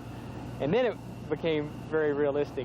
You're on such an adrenaline high. You know, prior to the mission, there really wasn't much time for rest, and you probably couldn't have rested even if you wanted to. You're just so high. Going through the mission, you're running on adrenaline, basically. Coming off that mission, you're just flooded with an emotion of a sense of relief. You can't get overconfident. It's almost like scoring an early touchdown or something. You get overconfident, they can still beat you 38-6 or something. The biggest thing I saw was one of the most fantastic fireworks demonstrations I've seen since 4th of July party years and years and years ago. This was tremendous. Baghdad was lit up like a Christmas tree. Looked like everything in downtown was, fireworks were going off, a lot of AAA, impacts on the ground. I think we hit there just about the time we're 40 miles south is when they're pounding targets in Baghdad. What did it look like? Exactly like the movies, to be real honest. The ground fire of the artillery coming up and the airburst below us. It was exciting. It's a reaction to some of the pilots who were involved in the attacks on Baghdad last night, and that's tape supplied by the Department of Defense this morning. We want to check in again right now with CBS News correspondent Doug Tennell, who is in Amman, Jordan. Doug? Harry, I'm standing here with Professor Kamal Abu Jaber from Jordan's Institute of Middle Eastern Studies. And we've just been discussing the fallout, the potential fallout from the bombs that are falling in Kuwait and in Iraq. What about here in Jordan? Well, thank the Lord, we are out of the conflict as far as this hour is concerned. But we still may be dragged into it one way or the other, either by Israel on the one hand or by the Iraqis on the other, so we don't know. The American Embassy is telling Americans here to stay off the streets, to stay indoors. Is there a reason for that, and is it a good one? Yes, there is a reason. And the people are in the heat of the battle right now. They're terribly upset. They're very dismayed and shocked, in fact. And I think at the moment it is not a very healthy thing for Americans or foreigners to be on the streets. What could happen? Well, God knows what could happen. Although I think that the Jordanian people are very kind people, the Jordanians and the Palestinians. I do not think that they will harm anybody. But the chance is always there. You know, some will go berserk or something. So I don't think it's a good idea for anybody to be on the street at this moment. Were people shocked by the dimensions of the attack? Yes, the dimensions were horrible. The attack itself was horrible. I still think that something could have been worked out, that Iraq could have been pushed out of Kuwait in a peaceful manner, but for some reason or another, this did not happen, and force was finally used. Do most people here support Saddam Hussein still? It is not a matter of support of Saddam Hussein. Nobody supports Saddam Hussein's invasion of Kuwait. They support Saddam Hussein as a force against Israel. And when the United States now is demolishing the Iraqi power, it is leaving the Middle East at the mercy of the Israeli power, totally in the nude, totally naked. So it is not because somebody loves Hussein or hates Hussein or supports Saddam Hussein's invasion of Kuwait.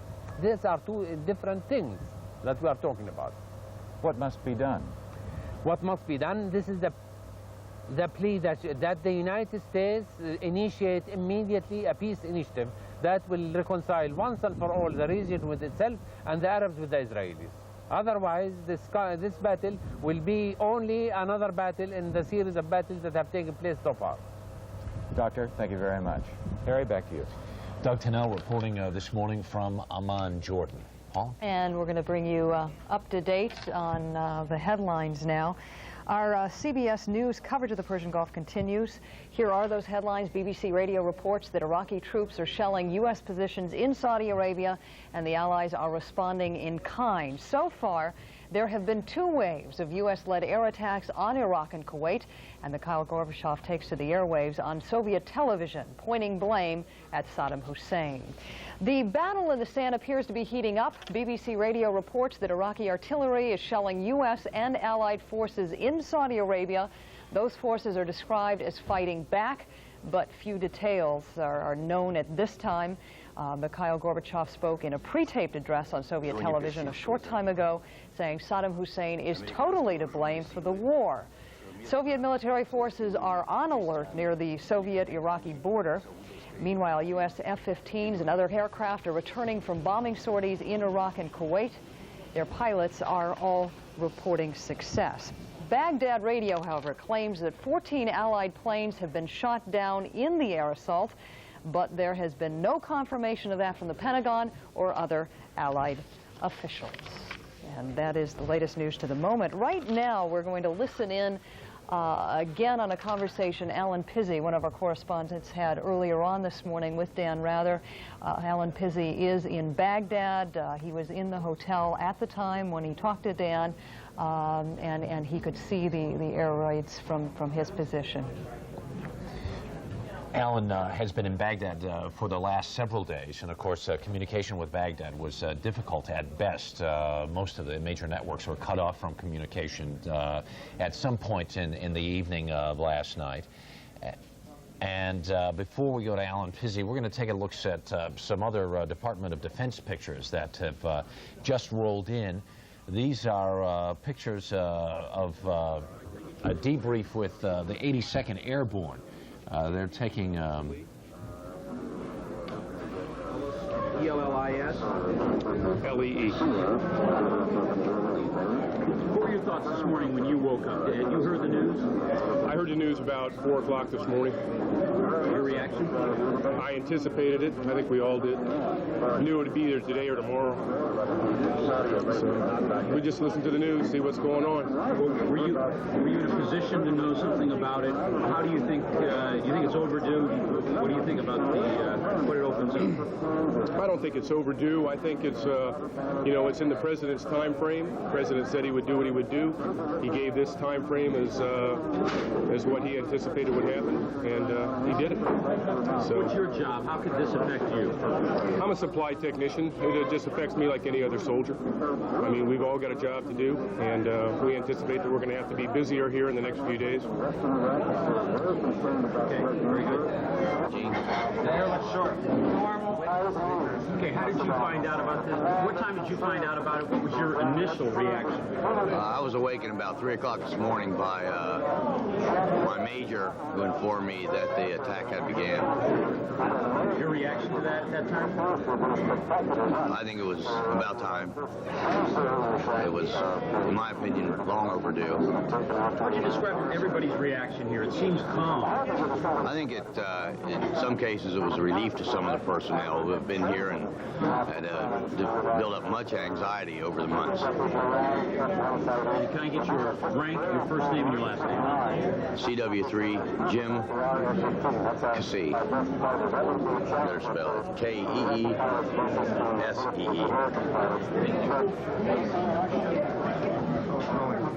Okay, could I get your rank, your first name, and your last name, please? CW3 Theodore Pemberton. How do you spell Pemberton? Pemberton. Where were you this morning when you found out about this? What was your initial reaction? I was on my way to the bathroom.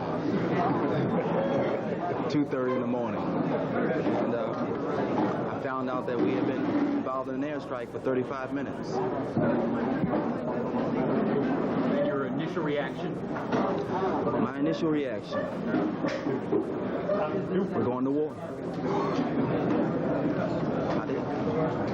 That's about it. What's your job? How can it affect you? Oh, just like everyone else here, I'm a logistician. We make sure the guys have what they need, and we take that very seriously. And that's our job. Get them what they need to get this thing over with as soon as possible. Everybody seems to be taking it very calmly. Do you notice any difference in anybody, or perhaps are people taking everything more seriously? Well, most of these guys here have been in the Army for 18, 20, 22 years. And we've seen this type of stuff in one form or another. So it's our job, and we try to do our job as professionally as we possibly can.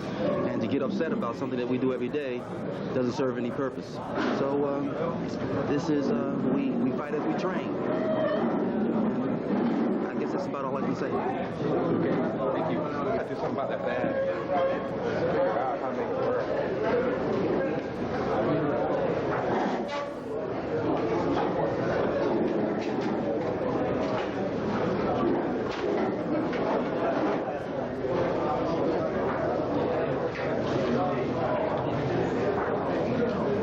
Listening to some interviews with some soldiers from the 82nd Airborne, obviously not on the front lines. These are people deployed in some sort of supply position.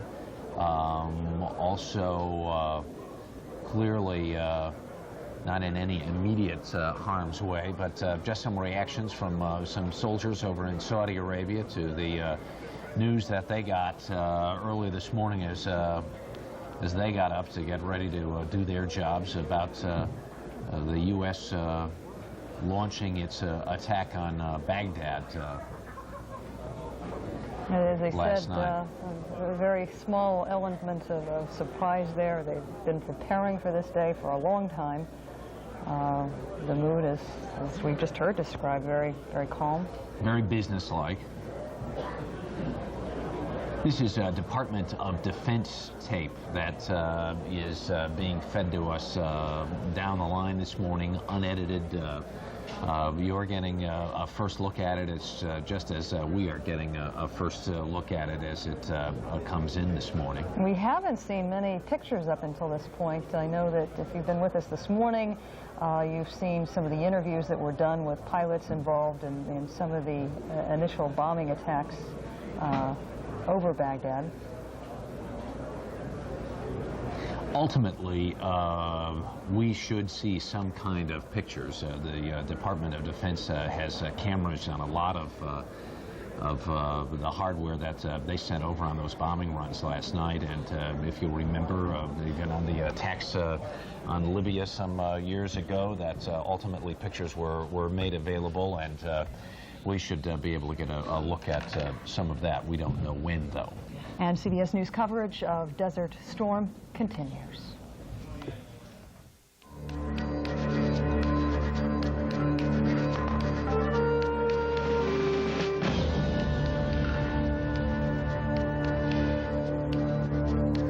My partner Harry Smith and I are back at 23 minutes after the hour. Earlier on, we tried to share with our audience an interview Alan Pizzi had done with Dan Rather. But before we get into that, I thought I might share with you some news out of Baghdad.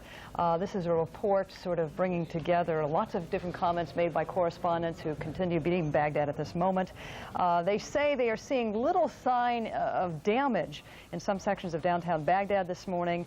Light traffic and even the trash collectors seem to be making their regular rounds. We're going to drop in now on that conversation that Alan Pizzi had earlier on this morning with Dan Rather. Let's listen in. This is Alan Pizzi in Baghdad.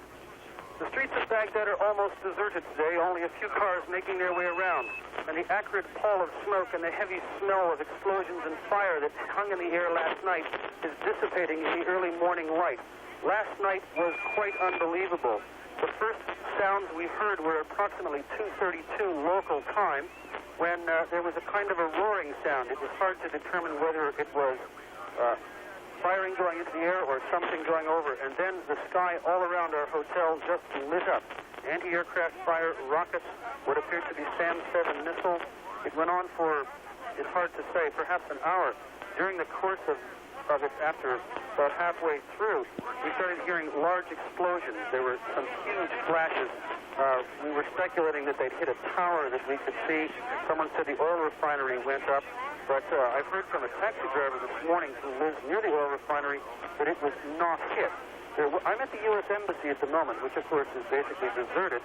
There was a missile strike near here, according to the local staff, but they say no one was hurt. The Iraqis kept up the firing all night. We were herded by hotel staff and security guards and what we call minders down into a basement shelter, deep in the basement of the Rashid Hotel. It seemed like a reasonable thing to do since none of us had phone lines. The phones went dead within the first half an hour, and that was the end of that. They're still dead at the hotel. It was impossible to say how much damage was inflicted. Certainly there was a tremendous amount of noise, a lot of concussions, huge flashes. But this morning, Baghdad radio has been playing the national anthem and reading verses from the Quran. And Iraqis are saying, hello, how are you? Is everything fine? They seem to be unfazed by this. Mind you, we haven't seen a lot of the civilian population. Early this morning, as I cruised through the misty streets, there were a lot of soldiers with kit bags, making their way to who knows where, trying to hail any car that went by. There were no buses and very few taxis. I did see a few broken windows, but that could have been from almost anything. In the central area, in the business district, and the residential areas that I drove through, I saw no signs whatsoever of damage. It's not clear at the moment what's going to happen to, for example, the scores of journalists trapped here. We had all been making plans last night to leave. We had tip-offs from our news organizations that we should be making our way down the road. And we were really hoping to be on a charter plane to Amman, Jordan this morning. Now we don't know what they're going to do. And neither does anyone else in Baghdad, so I suppose the situation's equal.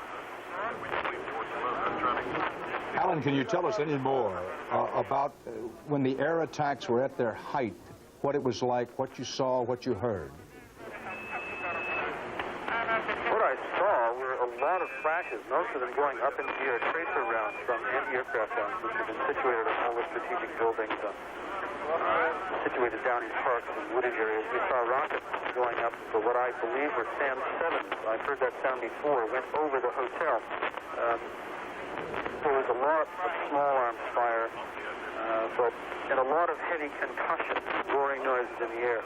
But you could see huge flashes from time to time, and one of my colleagues, Nick Swallow, the editor, saw a huge ball of fire roll up into the sky. But we could not tell what was hit because it was pitch black. The city was blacked out very, very quickly. The hotel was blacked out, and when it got to be going fairly well, we just went down into the basement shelters. I wasn't so worried about being hit from bombs as I was from the anti-aircraft gunners who were firing just absolutely wildly. I was in Tripoli, Libya, when the Americans came in, and it was much the same sensation. A tremendous amount of firing, noise, flashes, light, but no obvious targets. You didn't know where anybody was. If there were attack bombers coming in there, we didn't see them. We didn't really hear them. And I doubt that the gunners heard or saw them either. They were just blazing away. And since everything was cut off and we couldn't file, eventually we just went into the basement where several hundred people spent the night sitting on the floor deep in the basement of the Rashid Hotel. It was purpose-built for the non-aligned summit, and it's very strong, and the shelter was very good. And after an hour or so down there, we thought, well, let's venture up and have another look. And the guards locked us in. The hotel security people, the administration reminder, simply locked us in. We weren't allowed out until about 6 o'clock in the morning local time. Alan, do the Iraqis claim to have downed any U.S. aircraft, and or did you see any indication that any U.S. or Allied planes had been downed?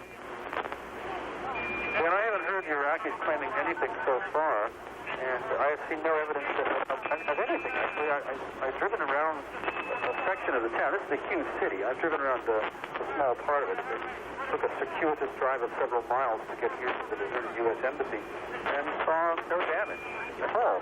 It's like nothing ever happened. It's very eerie. The first time I've been anywhere near a bombing rate when there was no sign that anything had happened. I think we're going to have to go out to the more outlying areas, the kind of strategic areas, if you will, to see things. But the Ministry of Information, the Defense Ministry, the Foreign Ministry are all close to us, and we saw no evidence that anything at all happened. It's Alan Pizzi in a conversation recorded earlier, much earlier this morning with Dan Rather. Alan, of course, is still in Baghdad, and we hope to hear from him a little bit later on this morning. I was very concerned late last night when I heard he was still there. I guess there are quite a few reporters that did not heed the warnings of Marlin Fitzwater late yesterday afternoon, and of course are serving there. Our coverage will continue.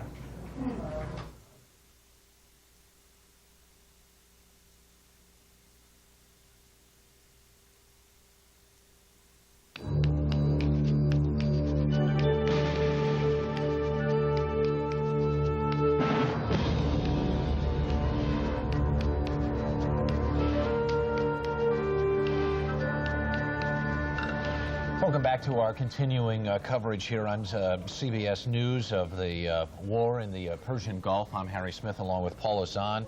We've also got Charles Osgood here this morning, and Steve Croft will get reports in a few minutes from Richard Threlkeld in London and Wyatt Andrews at the White House. Iraq and the Allies reportedly traded artillery fire across the Saudi border. That among our headlines this morning. Also, the BBC reports that there have been Allied casualties, but we have no details. U.S.-led air raids strike Iraq's defense ministry in Baghdad, and Mikhail Gorbachev says Saddam Hussein brought destruction on himself. Artillery shells are reportedly flying both directions this hour across the border between Saudi Arabia and Kuwait, with U.S. positions said to be under attack. The BBC reports. That's a report from the BBC, not confirmed here in this country. In Allied command in Bahrain is saying that there have been some Allied casualties, but we have no details on that or confirmed from our own Defense Department. There was also an eyewitness report this morning that the almost continuous air raids on Baghdad have hit Baghdad's Defense Ministry headquarters. The strike is described as accurate, doing almost no damage to surrounding buildings. American pilots flew F-4 Weasels and F-15s in 2 waves of sorties. When they returned to base, they described what they'd seen. You stand there, you sit there, and you watch this stuff come up, and at some point you become comfortable almost with what you're doing because you're in your cockpit, and then you realize that this isn't the time to become comfortable with what you're doing because you've got stuff being aimed at you. And it kind of jogs you back into reality, and you go, that is aimed for me. I need to be looking at it a little bit better. So it kind of brings you back into reality real quick. I think that we have got a tremendous Air Force only because of what our people have bought for us, and it's really their Air Force, which you have to understand that. And we have the best equipment in the world right now, and it's working out very, very well. And we've got some good stuff, and we're just proud to be able to employ it. It's a couple of the pilots who have returned from missions in Baghdad last night. Iraqi radio is claiming 14 Allied planes have been shot down, but there is no confirmation that any Allied planes have been lost. The French do say that 4 of their Jaguar jets were hit by ground fire over Kuwait, but they returned safely to base. Mikhail Gorbachev, in a broadcast to the Soviet people, put the blame for war squarely on Saddam Hussein. Last night, President Bush expressed the same sentiment. Saddam Hussein systematically raped, pillaged, and plundered a tiny nation. No threat to his own. He subjected the people of Kuwait to unspeakable atrocities. And among those maimed and murdered, innocent children. So the shells and the rockets continue to fly and the bombs fall in the Gulf, and we have one report of some Allied casualties, but no details yet, and no confirmation from our Pentagon Defense Department or State Department. And to get another perspective on all this, we're going to go now to James Hattori, who is standing by live at an undisclosed location in Saudi Arabia. James, I'm wondering if you can bring us up to date on what you saw and then what some of the pilots saw last night. Well, unfortunately, Paula, to this point, we haven't had a chance to talk to many of the pilots. I think what has become clear overnight is that a mission flown by a squadron of F-15 Strike Eagles, which are noted for their night operations, went out and accomplished their mission and apparently made it back without suffering any casualties. Other operations were underway this morning, continue to be underway at this hour, although we cannot be more specific because of security concerns. We were awoken about a quarter of 1 o'clock in the morning, Saudi Arabia time, and what we heard, obviously, was the scream of the turbine engines from these aircraft already taking out on their first sortie. By the time we made out to the flight line, we could see other planes beginning to start their engines, pilots and crew beginning to assemble before their aircraft and then taxi on off to their missions. James, we have been hearing reports on and off all this morning that U.S. positions in Saudi Arabia are now being shelled by the Iraqis. Is there anything you can tell us about that? I'm afraid that the position we're in right now, we are not getting a lot of information from other areas. I think even if the Air Force had some information, they'd be reluctant to pass it along right now for for fear of compromising anything. What we do know is that the operations here are continuing. We do know that they believe, or the indications preliminarily are that they have been successful. James Hattori reporting from Saudi Arabia now. Thank you very much. We want to check in with correspondent Richard Threlkeld, who is in London right now. Some of the reports about the casualties are coming out of the BBC. Richard, what can you tell us about what you're hearing there this morning? Good morning, Harry. Let me flesh that report of casualties out a bit. It comes via the British Broadcasting Company from the commander of the Royal Air Force in Bahrain, and what he says to them is that there have been Allied casualties. He refuses to describe them or to enumerate them or to indicate what type of casualties. One might assume, assume, that these were primarily British casualties. Don't know how many they are, but Bahrain, you'll recall, is one of the major bases for the British Tornado fighter bomber, which was used extensively both in last night's and today's raids. Also, as you mentioned, Iraqi radio is insisting that at least 14 Allied fighters were downed by their ground fire. Again, Iraqi radio is known to be prone to exaggeration, so there's no independent way of indicating that. Finally, in the dribs and drabs of news, the Iraqi ambassador to Britain said today that, quote, his country will fight to the last child. Whether that's bombast or the truth, we just don't know. Richard, help me understand a little bit better what you just said. The report is from Bahrain, and who's saying what in Bahrain? Is it Bahraini, or is it a Brit who is given the report to the BBC? It's a Brit, Harry, the Royal Air Force commander in Bahrain, the commander of the British Tornado fighter bomber squadron in Bahrain, where they're based, is quoted by the BBC as saying, quote, there were Allied casualties. There have been Allied casualties. Doesn't say how many, doesn't say what the nature of the casualties are, and we can only assume that at least some of them were British, because that's a major base for the British Tornado flights. All right. Richard Threlkeld reporting this morning.